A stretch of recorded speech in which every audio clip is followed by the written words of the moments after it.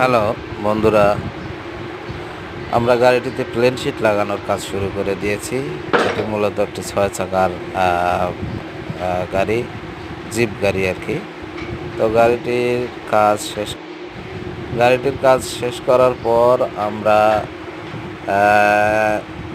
এর ভিতরের অংশটিকে কর্ক শিট দিয়ে হিট প্রুফ করে নেব এবং তারপর আমরা রেক্সিন দিয়ে আঠা আঠা দিয়ে রেক্সিন লাগিয়ে ইন্টেরিয়ার ডিজাইনটিও আমরা সম্পূর্ণ করে নেব। তো প্লেন শিট লাগিয়ে ডিজাইন সম্পূর্ণ করার পর দরজা জানালাগুলো ঠিক করার পর আমরা এটিকে সুন্দর কালার করা হয়ে গেলে আমরা এটিকে রাস্তায় চালানোর উপযোগী করে নেব। ভিডিওটি ভালো লাগলে লাইক, কমেন্ট, শেয়ার করে যাবেন। ধন্যবাদ।